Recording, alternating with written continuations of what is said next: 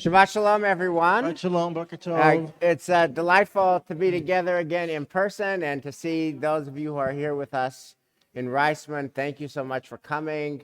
Want to thank folks who are tuning in on live stream.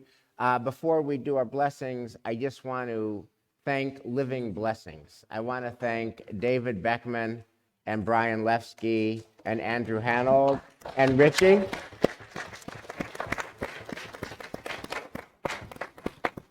David and Brian, have made this entire 15 months, 16 months of connection possible. They're always behind the camera. They just do it because they love this place and our people, and we're so grateful. Andrew, thank you. Richie, thank you. So that's the first round of thanks. I want to thank those of you who are here in person to learn Torah together. We're going to begin by thanking God for the gift of learning Torah, and we have this laminate. And it's just such a treat to be able to say it with you. Thanking God. Page 63. Baruch atah Adonai Eloheinu melech haolam, asher kidshanu b'mitzvotav v'tzivanu לעשות בדברי תורה. Na Adonai Eloheinu, et divrei תורתך בפינו, ובפי עמך בית ישראל, ונהיה אנחנו בצאצאינו ובצאצאי עמך בית ישראל. כולנו יודעי שמך ולומדי תורתך לשמה. ברוך אתה אדוני, המלמד תורה לעמו ישראל. ברוך אתה אדוני, אלוהינו מלך העולם, אשר בחר בנו מכל העמים ונתן לנו את תורתו. Baruch atah Adonai, Eloheinu HaTorah. So Shabbat Shalom. At the end of our class, we're going to invite Michael Gardner to share a few words. We're going to say Shehechianu together at the end, just because it's such a gift to be together. But what I want to do is just jump right in to our learning Torah, because I think we have a text that captures where we are all at the moment. This is a text from a midrash called Midrash Tanhuma. And what it talks about is the fact that there are three biblical personalities, each of whom lived to see the world that they were living in get shattered while they were living in it. There was some cataclysmic event, and what they knew, what they had lived, was suddenly no more. So, and there are different causes. So first you have a Noah, who of course has the flood. We'll call that biblical climate change, big time, right? And because of that climate change, that flood, his world is no more. Then we're going to look at Job, who just has personal suffering, loss of his health, loss of his children, loss of his wife. And because of all the loss and pain that Job experiences, the world that he lived in is no more. And then the third person is entirely different category of harm, which is Daniel. Daniel experiences war and violence. He lives at the time of the destruction of the first temple in 586. Because of war, because of destruction, because of exile, Daniel's world is no more. He used to live in Jerusalem, and now he lives in Bavel, in Babylonia. Okay? And what this midrash will point out, and it gets very interesting when you double-click on it, is that what each of these three biblical characters have in common, not only that the world they lived in was shattered, but they lived to see the rebuilding of a whole new world. And I was taught at the seminary that whenever a midrash teaches you something, always check the underlying source, because that's really where the gold is found. So without further ado, what I want to do is we're going to jump into Noah, and this is when you jump into when you look at the underlying source, it gets very interesting, very fast. So Aliza, will you pick up on page 2 of the handout, verse 18? They're done with their pandemic. Their 16 months are over. I mean, it was 40 years, but their 16 months are over, and now they're stepping out into a whole new world. Pick up with verse 18. The sons of Noah who came out of the ark were Shem, Ham, and Japheth, Ham being the father of Canaan. These three were the sons of Noah, and from these the whole world branched out. Noah, the tiller of the soil, was the first to plant a vineyard. He drank of the wine and became drunk, and he uncovered himself within his tent. Ham, the father of Canaan, saw his father's nakedness and told his two brothers outside. But Shem and Japheth took a cloth, placed it against both their backs, and walking backward, they covered their father's nakedness. Their faces were turned the other way, so they did not see their father's nakedness. When Noah woke up from his wine and learned what his youngest son had done to him, he said, "Cursed be Canaan, the lowest of slaves shall he be to his brothers." And he said, "Blessed be the Lord, the God of Shem. Let Canaan be a slave to them. May God enlarge Japheth, and may let him dwell in the tents of Shem, and let Canaan be a slave to them." Noah lived after the flood 350 years, and all the days of Noah came to 950 years. Then he died. So this gets really interesting when you double click here. I want to come back to the Midrash now that we've read the text. I want to look at the Hebrew. It says, Noah, I'm looking at line 3. Noah ra'a olam b'yeshivo. Noah saw the world that he lived, that was inhabited, that he inhabited. V'ra'ahu b'churbano. And then he saw its destruction. V'chazar v'ra'ahu b'yeshivo. And then he returned and he came to see it again in its inhabited. He saw it rebuilt. Now, this, if you didn't know anything else, and if you didn't look at the underlying source, you would think that the Midrash is telling us that Noah is this source of resilience. That so he had the pandemic, he had his 16 months, but now post-pandemic, post-flood, Noah is resilient. But then when you actually read the story, you see, number one, he doesn't just drink, he gets super drunk. He gets so drunk that there's some kind of sexual untowardness with his own family that's just gross and disgusting and leaves a lasting scar. And then when he wakes up and realizes whatever it was that he had done while he was drunk, he ends up, his last words are cursing, one of his kids and grandkids. Like when you think about the moments that you've had with your loved ones in their last days, when you think about the kind of last moment you want to have, you want to be saying, "I love you, I love you, I love you."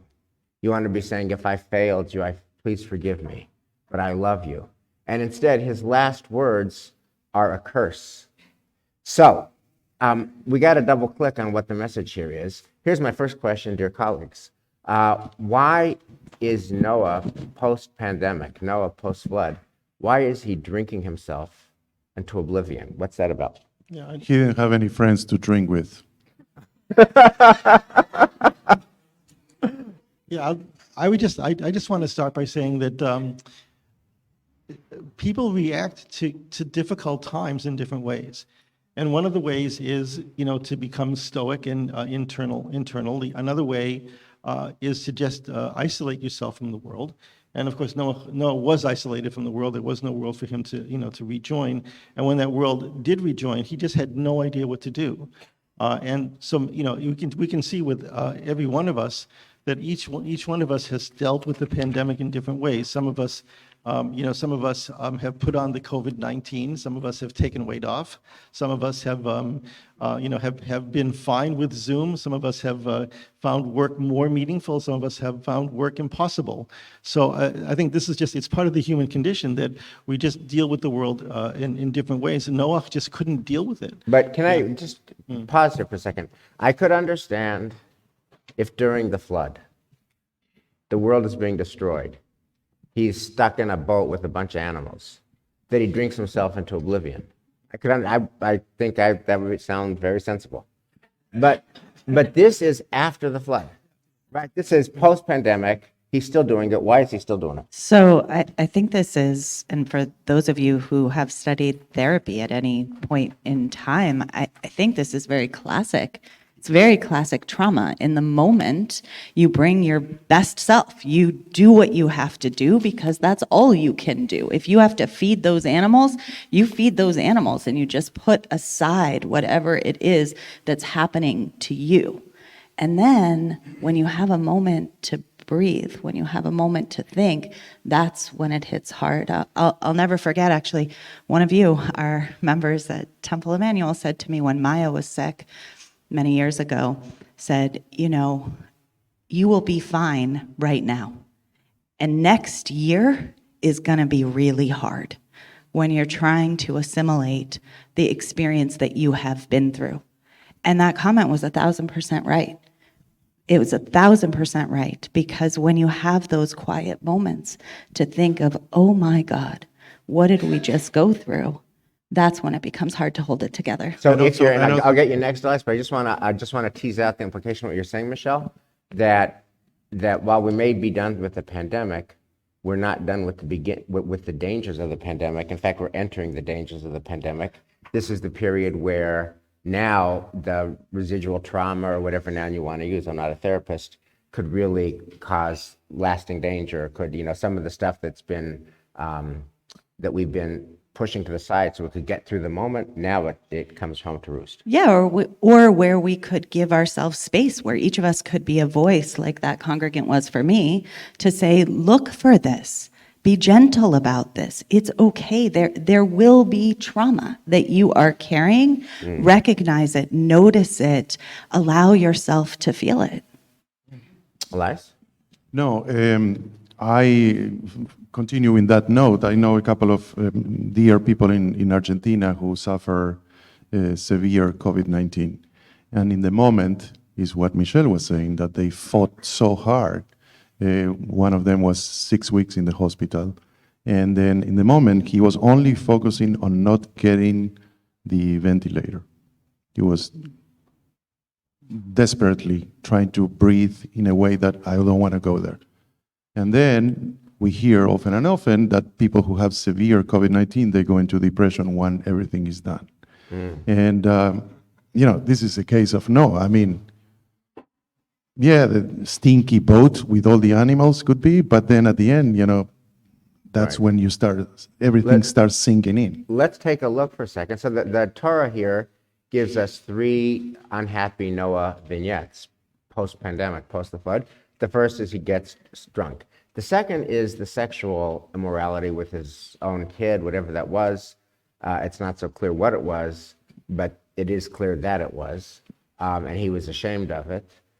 What's that about? What's the resonance of that? Well, I think actually one of the big challenges of the times that we are when it's obvious what your task is, when you've got all those animals and it's obvious what you have to do in this moment, you do it. Noah hits this inflection moment where he's off of the ark. He knows that there's something he's supposed to do, but what is it? And I think one of the challenges that Noah puts before us is, how do we find our next mission? How do you find that next thing that you can commit your life to in a meaningful way? So got that, but my question is, why have sex with your son? Can I Wait, jump wait, in? wait, wait. Yeah. So I think we just have to, there's some, you're making a jump that the rabbis also make, but it's not explicit in the text. The explicit in the text is he takes off his clothes. And when you take off your clothes, biblically, that was a sign of shame, a sign of upset. And I think what we're not talking about is survivor's guilt.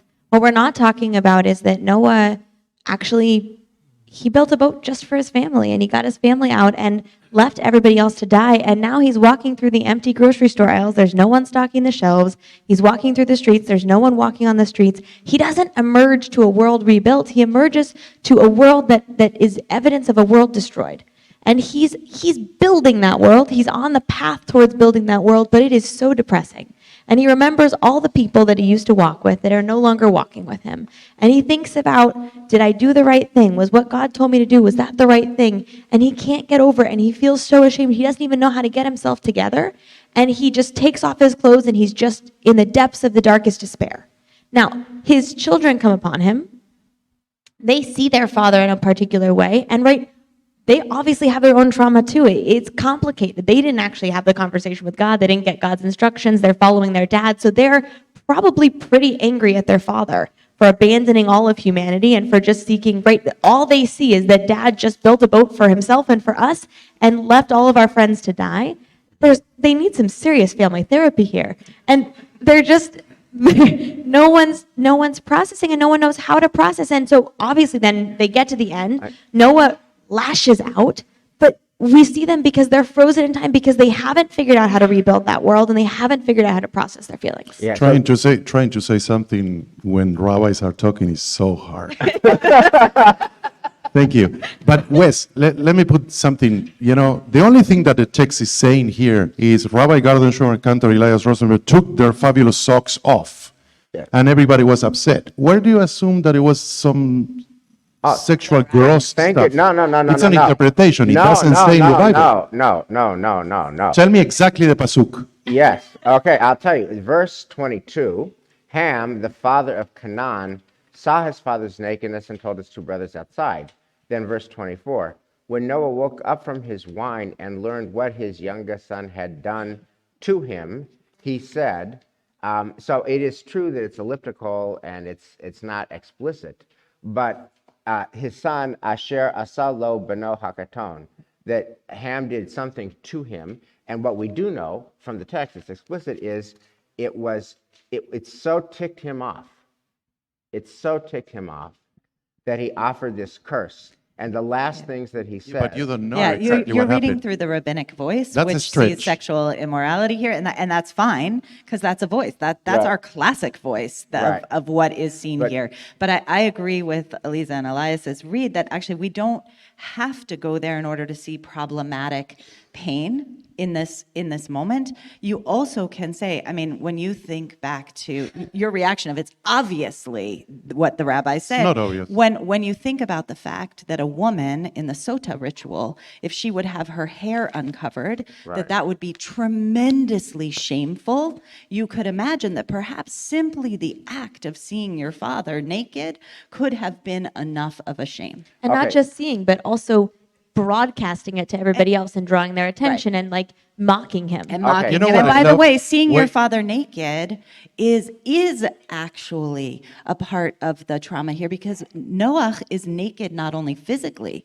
he's naked emotionally. The strength that you want to look to your father and see has completely crumbled. So now I Herbata okay, vija lo yes. te gale. Can I say something very quickly? Yes. First of all, I love having you here because we are all against you always, and Yeah. we love that.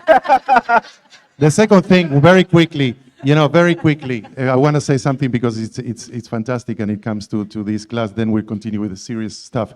I'm wearing these socks today that has musical notes and a red thing, and Wes is wearing fantastic socks. But what's the story of these socks? A man that I don't know from Florida sends me by mail these socks with a letter. It's very short. Cantor Rosenberg, I thoroughly enjoy your Talmud class on Saturday mornings and especially your sock competition with Rabbi Gardenschwartz. I certainly hope that the socks you are wearing will put this friendly sock competition to its rest with you as the victor. Okay.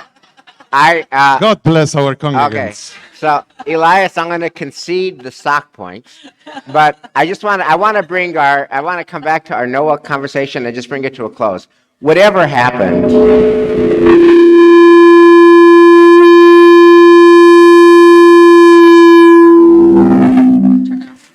if I'm right, may the sound. Stop talking to If me. I'm right, I didn't do anything. if I'm right, may the sound go haywire. No. So here's the question that I want to ask. I want to plug this back into the Midrash and then close with Noah so we can get to Job. But the Midrash says, in all innocence, V'chazar v'ra'ahu b'yeshivo. He comes back and he rebuilds. He's Mr. Resilient. Right? So how does the Midrash just kind of not deal with his drunkenness, the family dysfunction, and the residual anger? And I guess, secondly, and before we leave Noah, what is the message of this troubling re-entry to us now? I think actually it does because resilience, we tend to think about resilience in only one way. We think, you have to go forward as a superhero and be strong and be capable all the time in order to rebuild the world. And the fact is that Noah was broken and his children were broken and they were traumatized and they dealt with that. Like they lived with trauma. and yet the world was rebuilt. And so there is actually a way that you can be broken and still build. And we got to make room for that. You know, we're always trying to say, how are you? Oh, I'm great. And there is a way in which Noah is an example that we so desperately need of resilience because it's very real. It says you can be hurt, you can be wounded, you can carry trauma, and nevertheless, you can still plant the seeds of a world that will be rebuilt. And you can even carry, shall we say, unresolved Cursing, anger. Unresolved all- anger. Okay. And It's the best with unresolved anger. I'm sorry? It's the best with unresolved anger because then you've got something to work on. I think how there's many also- times in our daily lives we, we think about bad things that happen to us in life, and we say to our children, I want you to do this and that, so you won't have to experience what I experience. So even without all of our brokenness, we are wishing and we are planting the seeds for a better world. I think there's also an issue with Noah from the beginning that his relationship with the rest of the world was compromised in some way. And I'd say that it's just kind of weird reading of it, but it says, Eta ha-Elohim hitalech Noach. Noah was with God, but it doesn't say anything about his relationship with his neighbors. And it was pointed out, I think Elisa said, that he just let all man, he got with his family and the rest of mankind, all of humankind died. So that there was a complexity from the beginning, so that when he rebuilds, he doesn't know what to rebuild because he never really had a good place to go, to come from, to go to. Okay. Thank you. So Noah is a testament to the ability, first of all, the inevitability to carry brokenness, sadness, anger, and nonetheless to persist with it as we get back to our new reality. Let's take a look at Job. We're on page 5. And Elias, would you read from verse 10, the Lord restored Job's fortunes? In Spanish or in Hebrew? In English, please. I'll do my best. The Lord restored Job's fortune when he prayed on behalf of his friends, and the Lord gave Job twice that he had before. All his brothers and sisters and all his former friends came to him and had a meal with him in his house. They consoled and comforted him for all the misfortune that the Lord had brought upon him. Each gave him 1 kesita and each 1 gold ring. Thus the Lord blessed the latter years of Job's life more than the former. He had 14,000 sheep, 6,000 camels, 1,000 yoke of oxen, and 1,000 she-asses. He also had 7 sons and 3 daughters. Michelle, you thought you had a lot of kids. The first he named Jemina, the second Keziah, and the third Keren Hapuch. Keep going. Yep. Here we go. Nowhere in the land were women as beautiful as Job's daughter to be found. Their father gave them estates together with their brothers. Afterward, Job lived 140 years to see 4 generations of sons and grandsons. So Job died old and content. So thank you, Elias. So this seems to be a biblical rendering of he lived happily ever after. He loses his wife. He loses his first family.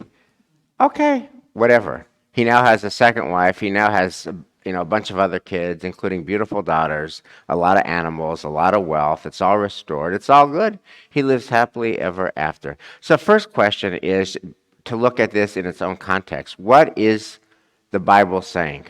So when we first went through this, I thought, Wes, what is there even to dig into here? It's obvious that, Noah, after this whole time, has this awful end, right? And he curses and he dies. And it's obvious that Job is sort of equally awful in that he loses everything and then he's in total denial, right? Where Noah has trauma, Job has denial. He lost his whole world and now everything, boom, it's all, here's just a couple of other kids. It's all good for you, right? And all of us know that it's not. And I have a deep, uncomfortable just discomfort with this piece. But as we're reading it again in the context of this morning, I actually am seeing Noah in kind of a new Noah way. or Job? Noah and then Job. And actually in light of each other, I'm seeing different things, because one of the things that we didn't say about Noah at the end was that when he curses and he dies, that's a perspective on the world that we can bring out of trauma. Right? Out of trauma, we can live as people who are cursing the world that we see forevermore. Or we can go through Job's trials and emerge as people who bless what we do have. And in a sense, I see in this description this time around of Job, I see Hannah Berkowitz. You know, I see people who have touched the very worst trauma that one can't even imagine in life, and can emerge to wear purple and say, bless you, it is a beautiful gift to see you this morning. Right. By the way, the Job story is a very, very eerie foreshadowing of what happened to a lot of Jews in the Holocaust. They lost their first families. A lot of Rebbe's, particularly Hasidic Rebbe's. I mean, there are any number of stories of Hasidic Rebbe's who lost their wife and a bunch of kids before the Shoah, and they come back and they move to New York and they get remarried and they have 10 more kids. I mean, this is a thing. This is literally a thing that has happened. So it's, in a way, but the question is, when the Bible says, Vayamar Iyov zakein usava yamim, he dies old and contented. Your perush on it, Michelle, is that the text means it, that this is true, because that somehow he's Hannah Berkowitz his way to be okay, good, affirming with the world that is. And the trauma's there. I mean, the trauma's obviously there. And yet he has chosen to chart a path towards seeing the beauty and the gifts that he still has.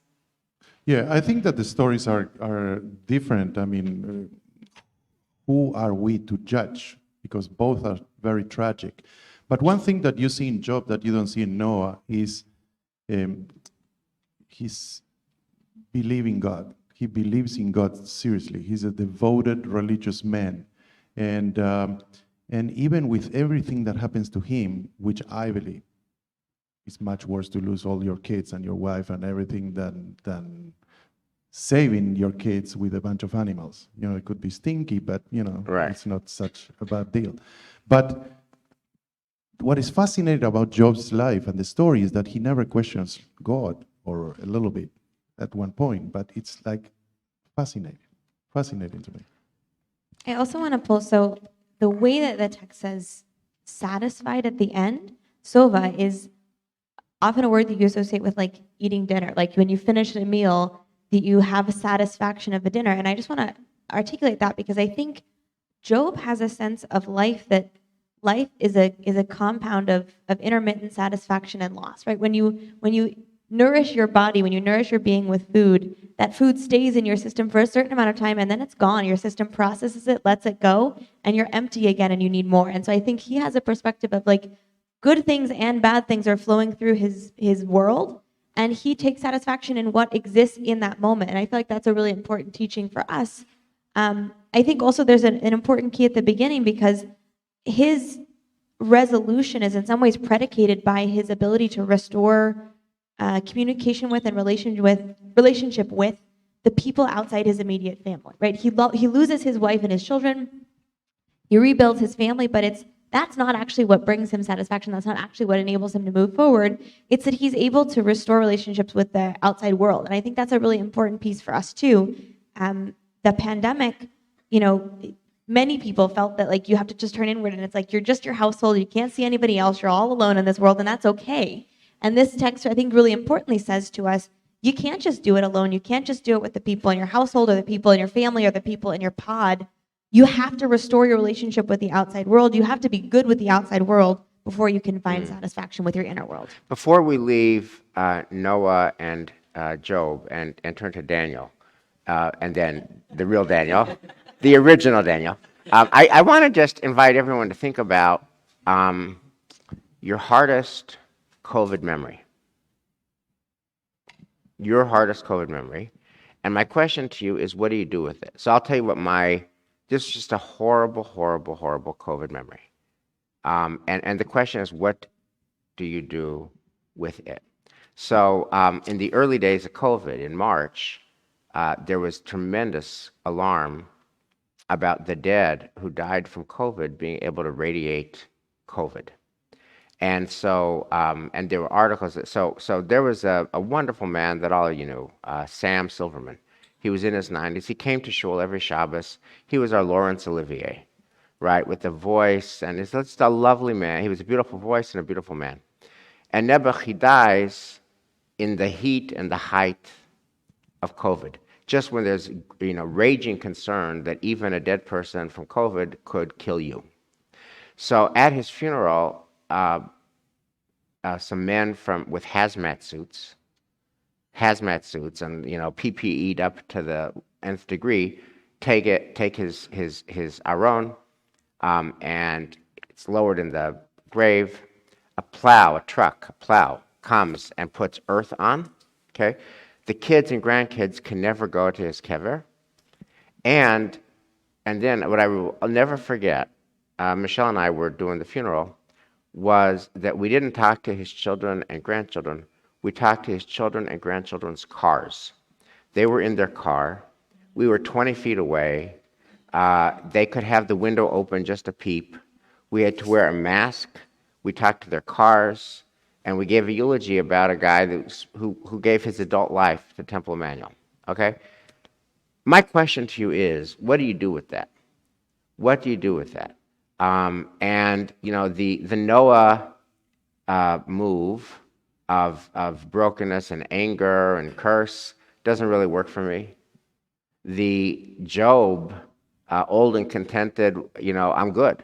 I'll do the next funeral with more connection. I've got a simcha, right? So my question to you is, do either of these texts give us any insight about what to do with our worst experiences during COVID? How do you process it? I think the answer is both. That all of us are going to react one of these two ways, either with a resolution to move forward and deal with what we have to deal with and accept it. I think think about our ancestor Abraham. Abraham had a whole new life too, with more wives and more children, right? So we have that history. And then there's also, and then for others, we're going to be the exact opposite. We're going to be like Noah, who just steps away from everything. So how do we, each individual are going to deal with that, I think, quite differently. And I was thinking about, all three of these characters. We haven't got to Daniel yet, but all three of these people that we're talking about are people who have perfectly good lives, and God intervenes and says, your life is now not going to be good. I'm going to destroy the world. I'm going to destroy you personally. Job is like it's a personal story almost. And so it's just so complex to take the scenario you just talked about and say, how do I move forward with a faith in God, in a God that can do this, and be cavalier about it? And then I think that it's a question for all of us of our faith and connection. And I'm going to end there, and good luck figuring that one out. Yeah, to me, can I say something before you speak for? Please, my friend. Okay, yeah, I need to say something before Rabbi talk. Right, no, my point is here, I love you, but I don't like what you're saying, Wes, because sometimes it's not a matter of choice. There will be no shrinks in the world. Can you imagine a world without Jewish shrinks? There will be no shrinks. There will be no mental illness. Can we say therapists? It's a really important thing. Mental health is important, and shrinks kind of devalue that. So no therapists. We're with you. I wasn't devaluing anything. Okay, keep going. Well, my point is that you're saying that Noah had a choice, and perhaps he didn't have a choice. Perhaps it was so harsh what he had to experience that he fell into depression, and he was never able to get out of that. So this idea of I choose Job versus Noah, I don't like it. Honestly, I don't like it, because sometimes we are so sick that we cannot see reality. We were not able to get from there, and it's not always happy ending. So, but Elias, the entire project of 385 Ward Street, the entire project of Judaism, the whole Jewish project, is to say, wait a minute, we have agency. We have agency. Life is not about what happens to me.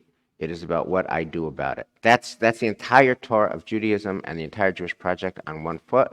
We cannot control what happens to us, but we can control what we do about it. And the purpose of coming to Shachris Mincha Marav and class and learning and being in community and tuna fish and kiddush is that it's going to allow me to make a better choice, a wiser choice, But a stronger that's choice. a beautiful message for you to give your congregants, but that not happens in reality. Of course it happens. Why there are so many people who are mentally ill? Okay. Mental illness is so different than I'm- responding I mean, to it's life.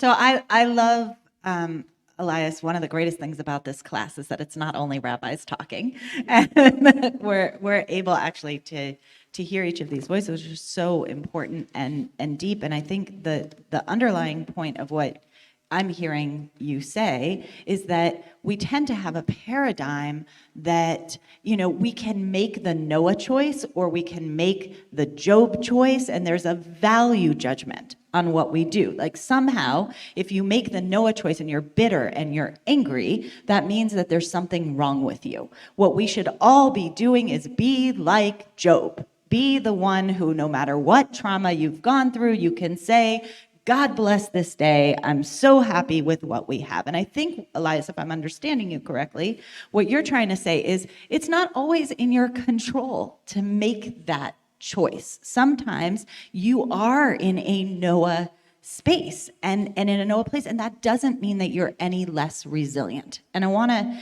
take it from there, because all I was going to say is that in answer to your question, Wes, I was guessing that we're going to have a third model. Oh, and yes. another possibility. So let's take a look at Daniel, just to do that. This is at the end. I'll just read this on verse 6. Daniel cries out, how long until the end of these awful things? I just love this question. How long until the end of these awful things? And then the answer is for a time, times, and half a time. And when, right, good luck with that. And when the breaking of the power of the holy people comes to an end, then all these things be fulfilled. So I just love this. Verse 8, I heard and did not understand. So I said, my Lord, what will be the outcome of these things? And he said, go, Daniel, for these words are secret and sealed to the time of the end. Then go on down to verse 13. But you go on to the end. You shall rest and arise to your destiny at the end of days. So Daniel asks how long. He gets a bunch of gibberish about time, times, and half a time. What? Say what? What are you saying, God? Answer, don't worry about it. It's indecipherable. Just keep living. What's the message of Daniel on this, Eliza? So I think that's really important to notice at what point all of these stories are happening. And I think Daniel is in the model of Noah, right, where the destruction has happened and he hasn't yet seen the world rebuilt, except for, unlike Noah, he has this divine connection. And he has a real-time conversation with God, like, what's up? And God's like, no worries. It's at some point that things are going to shift. The weather will change. I can't exactly tell the forecast, but it's gonna shift. And I think that's as you were talking about the importance of community, the importance of spiritual community particularly, I think that's one of the really important roles of prayer, which is prayer at its best can give us a perspective of our lives, that things are able to shift and the weather patterns change, and that hope we imagine, like, it's interesting, the book actually ends, we don't actually see whatever happens to Daniel and where he goes, but this leaves us thinking like, oh, he knows the world can change, therefore it can. Right. So in other words, I think of all the three texts, I ended with Daniel, which is out of the order of the Midrash, because I picked Daniel to end because to me it's the strongest end, it's the strongest message, which is to say there is uncertainty in the system. The uncertainty in the system is unresolved and unresolvable. Will fill in the blank. Will your loved one who has a problem resolve that problem? Will your loved one who's sick get well? Will your loved one who's lonely find a partner? Will your loved one who wants to start a family be able to start a family? Will your loved one who just had a surgery be able to recover? All these answers, uncertain. That's before COVID. Now throw in COVID, really uncertain, right? And will our shul recover? Will our community recover? Will our country recover? Will Israel recover? Will anti-Semitism cease? Will. All the questions you have about your own life, your spouse, your life, your kids, your grandkids, your country, our beloved homeland, any question you have, the answer is what God says to Daniel at the end. Uncertainty, unresolved and unresolvable. And then what do? Va'ata lech. You go. You got to live in the face of uncertainty, unresolved. So to me, that's a very important message. I was just thinking about a couple of things, yeah. Yes. We also have this text, Hanis Tarot Lanu, in the Torah. So, there are hidden things that we just don't understand. The Torah gives us that model. And I just find it unacceptable, as to be a person of faith, as I am, and then to be told, just go with the flow is a little hard. I think that it's hard to do on a daily basis. I think that coming together as community, praying together as community, doing action together as community, with the expectation of result is part and parcel of what Judaism is and what all of us people of faith do. And then to be told that our faith is really one of uncertainty it's a hard pill to swallow on a daily basis. Although I will just say, and then I want to open it up to all of you. We'd love, one of the things that's so beautiful about this is we get to hear you. For me and I've been carrying around Sam Silverman. I saw him every Shabbos for more than 20 years. And to think that when he was laid to his rest, men in hazmat suits laid him to rest, and a truck with a plow buried him, and I talked to his kids' cars with the window open like that. And how do you go forward with that, and what do you do with that? And to me, the best answer is Daniel's answer. Uncertainty, unresolved, but you still have to go Can I forward. say Although something? it's a little bit of a mistranslation here at the end, because God says, go on, and eventually you are going to be understanding your mission. You are actually being called to a mission. You are right now in a sleeper cell, but you're going to be activated. There's a role for you, there's a mission, there's a place, there's a purpose, and you will ultimately come to understand what that is. And so I actually think that Daniel's lesson for us is that lesson that we were worried about with Noah, which is we've got to keep finding our mission. There's an idea in rabbinic tradition that we have shlichut, that God always sends us something to do. And when we lose it, we become that embittered soul that curses and just dies. When we find it, the way that Job found it, day after day after day, we're able to actually approach our world with some sense of hope and positivity. And when we believe it, even when we can't see it, then we can be like Daniel. Thank you, Michelle. Thank you very much. I love that. I want to hear from you. Any thoughts, comments, and questions to any of us? What a gift to be able to be in dialogue. And David Beckman, our hero, is going to come and if you'll just raise your hand, I'll give you the microphone. And would love to hear anybody's questions, thoughts, or comments. This is the best thing, to be able to hear you. Yes. And tell us your name. My name is Marcy Littman. I'm a good friend of Terry's. I have been participating online with this Talmud class through the whole pandemic. I'm thrilled to be here. And I want to build on what Michelle just said about shlichut. And I wonder whether your shlichut with Sam Silverman is to revisit and to go back to Sam Silverman's children and to share with them what you shared with us. And that may be a way to get to the point that Job got to. So, Marcy, I love that, but then I have to come back with Daniel's uncertainty, because I think all of us, when the pandemic started, thought that the people who died during the pandemic and who had funerals that were so massively imperfect, were going to have a better day when we could do justice to it. The problem is that a lot of people died in 16 months, and there's just literally, you run up against actual limitations in hours of the day. They're fresh families who have had new bereavements, and so to go back to March 2020, and April 2020, and May 2020, and June 2020, and all those families, you just run into, so I would love, and by the way, also with bar and bat mitzvahs, like today we have a wonderful kid, Riker Roach, who actually has people at his bar mitzvah. We have a year and a half of kids who were in their homes, right? And they got, everything was on Zoom, would like to go back and do that and do that directly with them, but you just run in, so I'm left with my read of Daniel, which is uncertainty unresolved. We have to discover a shlichut. But thank you, Marcia. Yes, David Rosenson. Thank you. What's interesting to me is that there are no wrong answers in this midrash, that all three of these figures are considered tzaddikim. And they fulfilled an important pedagogical role in the Torah for us. And you don't have to be a perfect person to be a tzaddik. The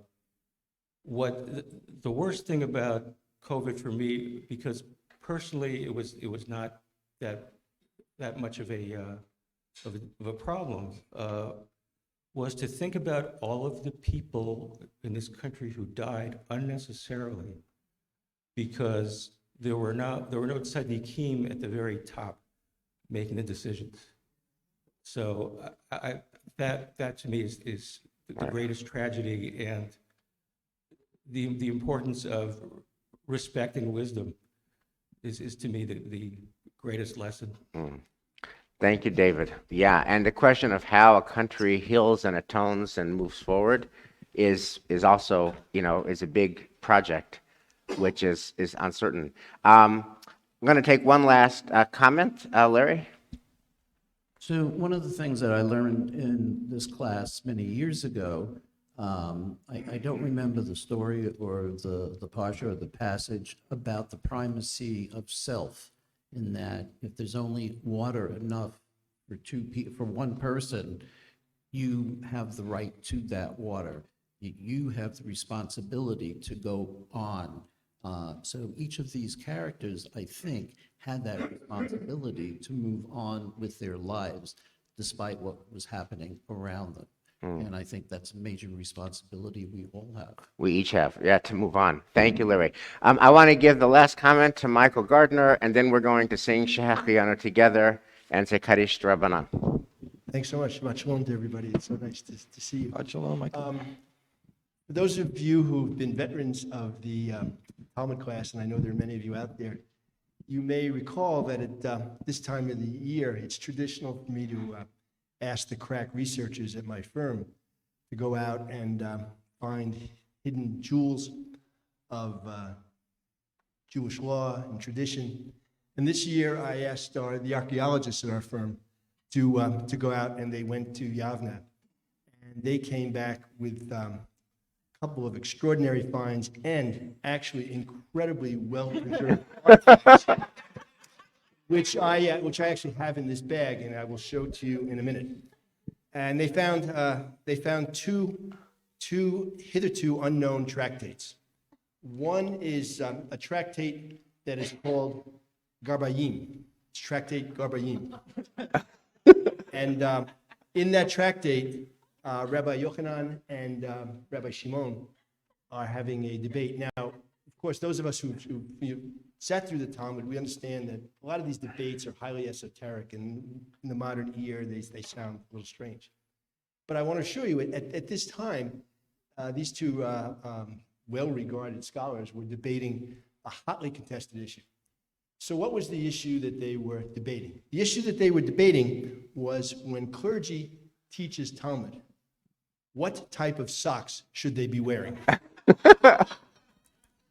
Now, Rabbi Shimon, and these are artifacts. These actually come from the excavations that my team did. He held this up and said they should be wearing dark corporate. Put that artifact back. The other artifact, Rabbi Yochanan said, no. They should be wearing wild and crazy. At this point in the proceedings, God attempted to weigh in. And strangely, Rabbi Yochanan and Rabbi Shimon turned to him and said, "No, God, you butt out. This is for the congregation to decide." And now I'm told by scholars far more knowledgeable than me that these tractates that were found long preceded, and indeed some think were the inspiration for another Talmudic tale you may be familiar with, something to do with a certain stove. All right, that went over well. The second tractate was called Tractate Todah. And there the rabbis were debating or thinking about what praise should be bestowed upon clergy who week in and week out through a raging pandemic teach Talmud. And on that they were unanimous. The greatest pride and the greatest gratitude, undying thankfulness for all that the clergy does in that circumstance.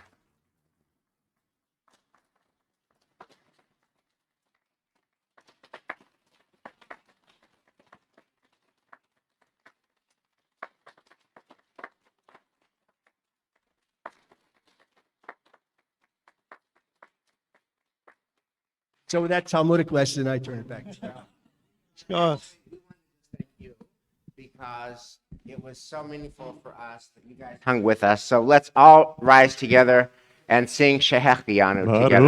Ata Adonai Eloheinu melech haolam, Shehechianu v'kimanu v'higianu lazman hazeh.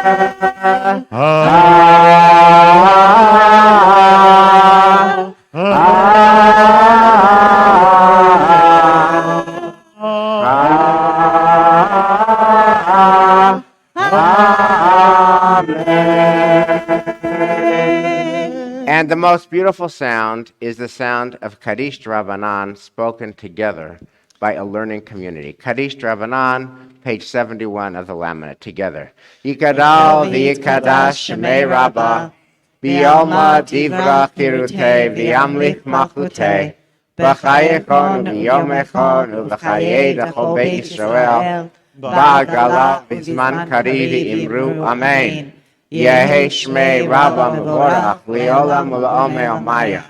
Yibarach v'yishtabach v'yitba'ar v'yitromam v'yitnaseh, v'yiradar v'yit'aleh v'yithalal shemei d'kudisha barichu, La'ela mikol birchata v'shirata, tushbachata v'nechamata, ta'amiram b'yoma v'yimru amen. Al Yisrael v'yarabanan v'yal talmidehon, v'yal kol talmidei talmidehon, v'yal kol mandi askim b'oraita, diviatra hadain v'di b'chol atar v'atar, Yehi lahon ulachon shalom rabba, China v'chista v'rachamin, v'chayin arichin u'mezona revicha, u'forkana min karam avuhon divishmaya v'yimru amen. Yehi shlama rabba min shemaya, v'chayim tovim aleinu v'al kol Yisrael v'yimru amen. Ose shalom b'mromav, Hu yaseh shalom aleinu v'al kol Yisrael v'yimru amen. So before we close, two important announcements about learning Torah going forward. One is that there is a tradition here that is now 10 years old of summer shul. Marty Paley's organizing it, and you'll be seeing an email that there's lay learners and lay teachers every week during the summer who teach in this 8:30 slot. It's going to be in person, it's going to be on Zoom, and you'll be able to follow that. The second thing is that Hartman is doing a fabulous week of study, the June 28th, the last week in June. Micha Goodman, Daniel Hartman, Michal Biton, among others, are going to be teaching us about how we go forward with the Torah of Yehuda Kurtzer, the Torah of optimism and hope when things are not always optimistic and hopeful. And you'll be getting an email about that, but that's the last week in June. We will continue to learn Torah together, and to build a community of learning and chesed together. We're also deeply grateful that you came this morning. Shabbat Shalom. Can't wait to continue to learn with all of you.